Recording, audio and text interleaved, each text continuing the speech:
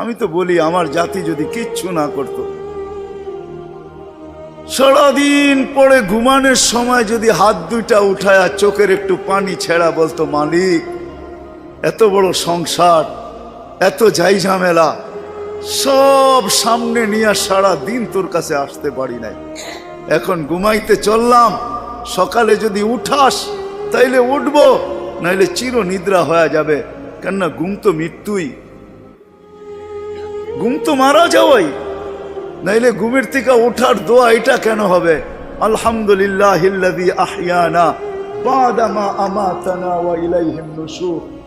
ঘুম যদি মৃত্যু মরা না হইতো, মৃত্যু বরণ করা না হইতো, তাহলে এই দোয়া ঘুমের থেকে উঠার হতো তো হইতো কেন? অন্য দোয়া হইতো, আরো তো কত দোয়া হইতে পারতো। বোঝা গেল আমি মৃত্যুর থেকে ফিরে আসছি, মরে গেছিলাম ঘুমের ভিতরে। আমার জাতি যদি শোয়ার আগে হাত দুইটা উঠায় তওবা করে শুইত,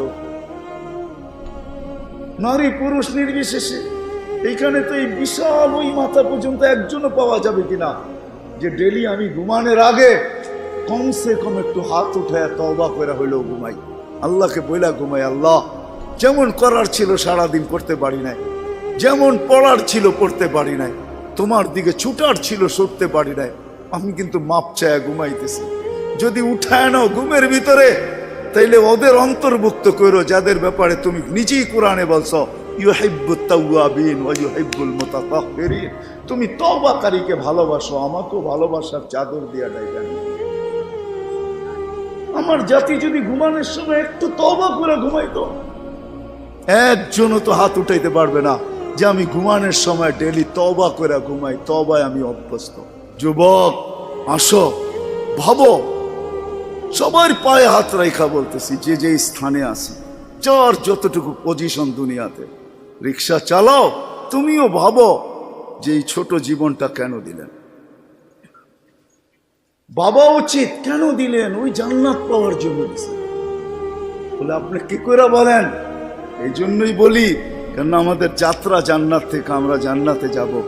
আদম আলাইহিস সালাম জান্নাত থেকে যাত্রা শুরু করছেন, আবার উনি ফিরা জান্নাতেই যাবেন। আমাদেরকে যদি আল্লাহ জান্নাত না দিবে, তাহলে মুসলমানের ঘরে আমার অস্তিত্ব দিল তো দিল কেন? আমি তো ডিমান্ড নোটও করি নাই, আমি তো আল্লাহর কাছে চাইও নাই, আমি তো আল্লাহর কাছে অনুরোধও করি নাই। আল্লাহ সদ ইচ্ছায় আমাকে মুসলমানের ঘরে পাঠাইছেন। দুনিয়াতে পা রাখতে দেরি, আজান একামতের ধ্বনি আমার কানে আসতে দেরি হয় নাই। কিন্তু সব সত্য, কিন্তু এটাও সত্য আমি সবকিছু পাওয়ার পরে হারায় গেলাম, আল্লাহকে ভুলা গেলাম। এই জন্যই কোরআন আমাদের কানে ধ্বনি দেয়, কুতিলাল ইনসানু মা আকফারা। ও মানুষ, তুই অকৃতজ্ঞ হইলি তো হইলি কি করে?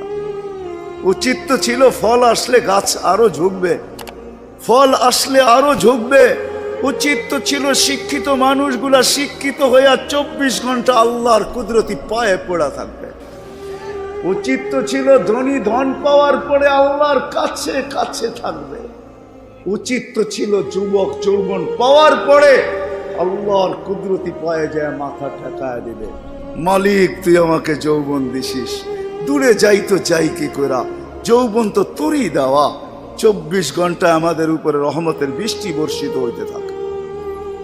তারপরও আমাদের সমাজের মানুষগুলা একটু ভাবে না, একটু চিন্তা করে না এই ছোট জীবনটা কেন দিল। আসলাম আর যাব। উর্দুতে বলে খানা কামানা খানা সোনা সুবা পাখানা। এটার জন্য তো দুনিয়ায় দেন নাই, জীবনটা দেন নাই যে কামাবো, খাবো, ঘুমাবো, আর সকালে খালি করব, আবার কামানোর জন্য ছুটবো। মা বোনরা হয়তো একটা আটটা বেশি করে, পকানা সাজনা সাজানা, খানা খিলানা, সোনা, আর পরেরটা তো সবারই সমান। এতটুক হয়তো মা বোনদের দুই একটা বেশি, চার চারা তো পুরুষের সমানই। এই জন্য জীবনটা না। আসেন ভাবুন, কোন দিন এটা ফুরে যাবে কেউ জানবে না। মৌত কারো কাছে মিস কল দিয়ে আসে না। দুনিয়ার কোনো ব্যক্তিত্ব নাই, একজন ব্যক্তিত্ব ছিলেন, মৃত্যু যার কাছে বইলা আসতে হয়েছে। আল্লাহ নিজে বলছেন মালাকুল মৌতকে, বন্ধুর কাছে যাবে, অনুমতি দিলে ঢুকবে, নাইলে ঢুকবে না। অনুমতি নিয়ে বুকে হাত রাখবে, নাইলে রাখবে না। আমার বন্ধুর অনুমতি ছাড়া হাত রাখবে না বুকে। একজনই দুনিয়াতে ব্যক্তিত্ব ছিল যার কাছে অনুমতি নিয়ে আসছে, কারো কাছে আজ পর্যন্ত অনুমতি নিয়ে আসে না, আর আসবেও না। সত্য এটাই। এই জন্য আসেন, ওই জান্নাত, এটাই আমাদের ছোট জীবনটার উদ্দেশ্য। এই জন্যই আল্লাহ ডেলি ডাকে, 5 বেলা ডাকে, গ্যারান্টি দিয়া ডাকে, সিল লাগায় ডাকে। ইদা সালুহা সালুহা সাইরুল আমাল। 5 ওয়াক্ত নামাজ যদি এই উম্মত কমপ্লিট করে দেখাইতে পারে, তো আল্লাহ আমাদের নবীজির সাথে ওয়াদা করছেন, আমিও আপনার উম্মতের জীবনকে কমপ্লিট বলে লেখা দিব। কোনো বিষয়ে হাতেই লাগাবো না, চোখই বুলাবো না, নামাজ ঠিক তো ঠিক। মুহাম্মদুর রাসূলুল্লাহ সাল্লাল্লাহু আলাইহি ওয়াসাল্লাম এই জন্যই আসছে, এই জন্যই জীবনটা ভর চোখের পানি ঝরাইছেন, এখনো জড়াইতেছে। কিয়ামতের মাঠে আমাদেরকে নিয়ে চিৎকার দিবে, উম্মতি উম্মতি বলে চিৎকার দিবে। আসছিল যুবক, যৌবন অবস্থায় তোমাকে জান্নাত পাওয়ায় দেওয়ার জন্য, নাইলে যে হাদিস শুনাইছি এটা কোনোদিন হইতো না, কোনোদিন হইতো না। যৌবন আসতে দেরি, পাইতে দেরি, তোমাকে জান্নাতের নিচে গ্যালারি বুকিং দিতে দেরি হবে না। তোমার জন্য আরশের নিচে তোমার জন্য গ্যালারি বুকিং হবে, সুপার ডিলাক্স গ্যালারি। সাবাতু ইয়াদিল্লুহুমুল্লাহু তাহতা দিল্লি আরশি ইয়াউমা লা দিল্লা ইল্লা দিল্লু শাবুন নাশা ফি ইবাদাতিল্লাহ। ওই যুবক যে দুনিয়ার এই গান্দা জিনিসের থেকে 60-70 বছরের জন্য চোখ বন্ধ করে নিছে, কান বন্ধ করে নিছে, জবান বন্ধ করে নিয়ে দৌড় লাগাইছে, আল্লাহ বলে তোমাকে আরশের নিচের সুপার ডিলাক্স গ্যালারিতে জায়গা দিবে। কিয়ামতের দিন ওইখানে জায়গা দিবে। হ্যাঁ, ওইখানে শুধু খালি মুখে বসে থাকতে হবে না, সব থাকবে ওইখানে, সব খাইতে থাকবে, সব বুক করতে থাকবে। আমল নামা উঠতে উঠতে ডাইনাতে চলে আসবে, তোমার যাইতেও হবে না, উঠতে উঠতে ফেরেশতা নিয়ে আসবে হাতে, ডাইন হাতে। আজকে যেরকম ছক্কা মারলে তোমরা বাজার গরম করে ফেলো, মহল্লা গরম করে ফেলো, ঠিক না? আরে বোঝো তো আমার কথা, কার ছক্কা? ক্রিকেটে দেখো না মাঝে মাঝে তোমাদের পছন্দের প্লেয়ার যদি ছক্কা মারে বা টিম যদি ছক্কা মারে, তাহলে পুরো বাজার গরম করে ফেলো, ঠিক না? আমল নামা ডাইনাতে আসতে দেরি, আরশের নিচ গরম করতে দেরি করবে না। উমুকরা উ কিতাবিয়া বলে একটা চিৎকার দিবে, আরশ পর্যন্ত কাইপা উঠবে। আল্লাহ মুস্কি মুস্কি হাসবে যে দেখো কি চিৎকার দিতেছে। ডাইনাতে চলে আসবে, আম্মা মান উতিয়া কিতাবাহু বিয়ামিনি। ডাইনাতে আসতে দেরি, চিৎকার দিতে দেরি হবে না। এটা চিৎকার, খুশির চিৎকার, উমুকরা ও কিতাবিয়া। আর শুধু এটাই না, ওইখানে যে নাস্তাও খাবে। বললাম না খাওন আছে, খাওন আরশের নিচে। জান্নাতের মাছের কলিজার কাবাব আর জান্নাতের রুটি খাওয়াবে। ফেরেশতারা আয়সা বলবে, আল্লাহর ওলি দুপুরের খানা জান্নাতে খাইতে হবে। এইখানে বৈশা বৈশা একজন আরেকজনের দেখায় সময় কাটাইলে চলবে না। জিজ্ঞাসা করবে কি পাকাইছে আল্লাহ দুপুরে? যাবাহা লাকুম সাওরাল জান্নাত, জান্নাতের ষাঁড় জবাব। জিজ্ঞাসা করবে কোথার থেকে আনছে? আমাদের আমিন বাজার মিরপুর থেকে। কেনা রব্বা হাফি আকনাফিল জান্নাহ, জান্নাতের কোনায় কোনায় বিচরণ হয়ে বড় হয়েছে। জিজ্ঞাসা করবে কি গাছ খাওয়াইছে আল্লাহ? ফেরেশতারা বলবে হাশিশ আর জাফরান, পিওর জাফরানের গাছ খাওয়া বড় হয়েছে। বর্ণনা শোনার পরে মুখে পানি এসে পড়বে, উঠবে জান্নাতে যাওয়ার জন্য, উঠতে দেরি। নূরুহুম ইয়াসা, ওই দিন নামাজের মজা বুঝে আসবে, ওই দিন উজুর মজা বুঝে আসবে। যেইখানে উজুর ব্যবহার হয়েছে ওইখান থেকে নূর ফুটা বাহির হবে, যেই জায়গা নামাজে ব্যবহার হয়েছে ওখান থেকে নূর ফুটা বাহির হবে। দোজকের পাশে যাবে, দুনিয়ায় কি রংবাজ। দুজক যখন জিজ্ঞাসা করবে তোমরা কারা, তো সব রং বুড়াও রংবাজ হয়ে যাবে। রংবাজ বোঝেন তো? দুজকের পরিচয় দিবে, চিনো না বুঝি আমার ঘরে? হ্যাঁ চিনো না? নিজেকে পরিচয় দিবে ঘন্টা ভর, তারপরে দুজক বলবে মাপ চাই বাবা, জিজ্ঞাসা করেও বিপদে পড়ছে।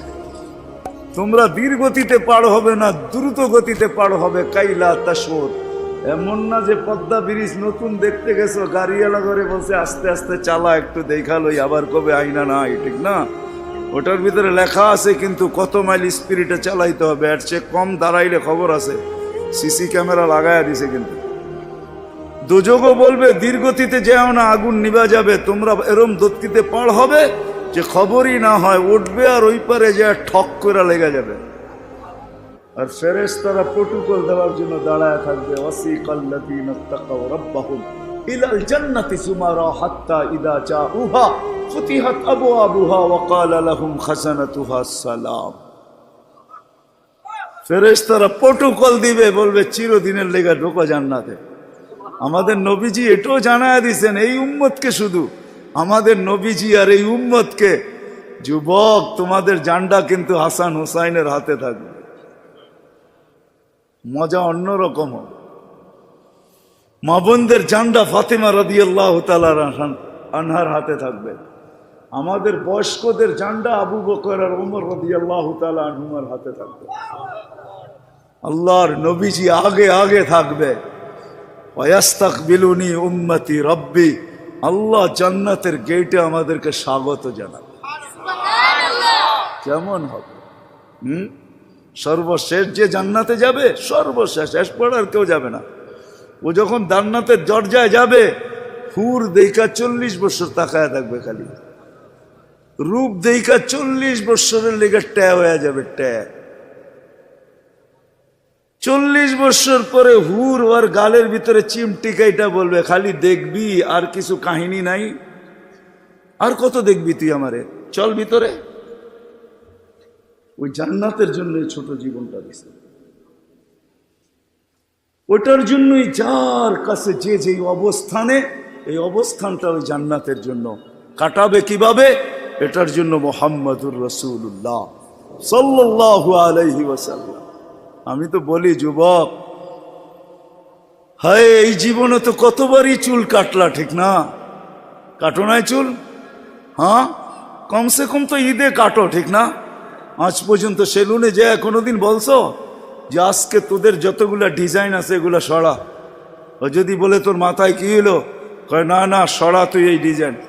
আজকে আমি নিয়ত করে আসছি আমার চুল কাটবো আমার নবীর ডিজাইনে, আমাকে কাটা দিবি। একজন যুবক দেখো, বলো কসম খোদার জন্য তুমি নবীর মহব্বতে একদিন চুলও কাটতে পারো, তাহলে আমি জানি তোমার যদি ঈমান নিয়ে মরতে পারো, একদিনের চুল কাটা তোমাকে জান্নাতে নিয়ে যাবে। নবীর আদর্শ আল্লাহর কাছে বড় প্রিয়। এই জন্য আসো, লম্বা করতে চাইতেছি না, আসো ছোট জীবনটা যে যেই ক্ষেত্রে আসি, যুবক যৌবনে, নারী নারীত্বে, পুরুষ পুরুষত্বে, ধনী ধনের ভিতরে, যে যে অবস্থানে আসি, পজিশনে আসি, এটা ওই জান্নাত নেওয়ার জন্য। নাইলে পস্তাইতে হবে, সওয়া যাবে না, এটাই সত্য। এক এক দুযোগীর এক একটা দাঁত হবে 10 কিলোমিটার চওড়া, উপরের মারিটা হবে 160 কিলোমিটার, বসতে জায়গা লাগবে 470 কিলোমিটার। ওই পাহাড় আমি 4 বার এই 2 চোখে দেখছি, ইয়ামানে জাবালে বায়দা, যেটার সমান এক একটা রান হবে। হায়, সইতে পারবে না। তোমাকে মুসলমানের ঘরে অস্তিত্ব দিছেন এই জন্য না, তোমাকে মুসলমানের ঘরে অস্তিত্ব দিছে যুবক এই জন্য যে তুমি যৌবন দিয়েই আল্লাহর কাছ থেকে জান্নাত নিয়ে নিবে। পরের সময়টা যেটা থাকবে ওটা শুধু বোনাস থাকবে।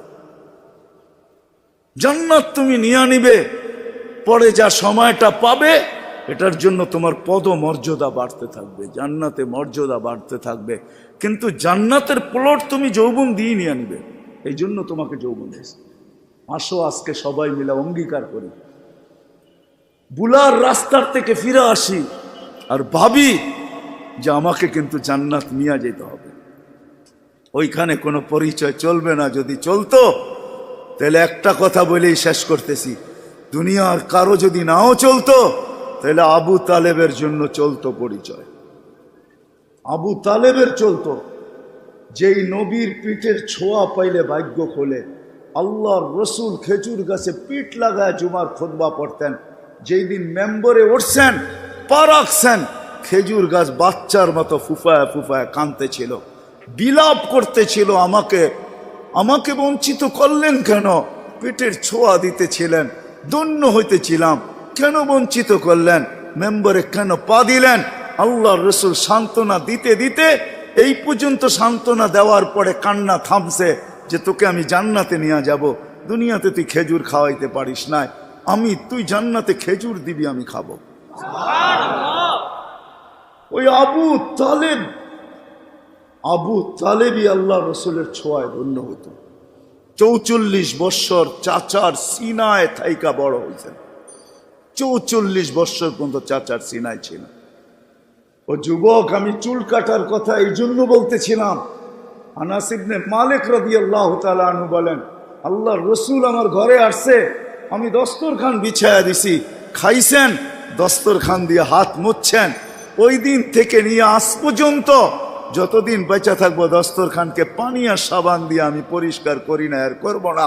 যখনই ময়লা হয় আমি আগুনে নিক্ষেপ করি, আগুন ময়লা খায়া ছাই করে ফেলে, আমাকে চকচকে দস্তরখান ফেরত দেয়। একটা সুতাও জ্বালানোর ক্ষমতা রাখে না। যেই রসুলের হাতের ছোঁয়া পাইলে দুনিয়ার আগুন, দুনিয়ার সুতা পড়তে পারে না। তুমি যদি ওই রসুলের স্টাইলে চুল কাটো তো দুজক তোমাকে ধরবে, তো ধরবে করতে পারে। আমার কাছে লজিক আছে, যুক্তি আছে। আসো, কোনো পরিচয় চলবে না, চলবে শুধু মুহাম্মদুর রাসূলুল্লাহ, তার আদর্শ চলবে। এই জন্য আসেন, ওয়াদা করি আজকের থেকে যে আমি আমার জীবনটাকে আল্লাহর রসুলের আদর্শে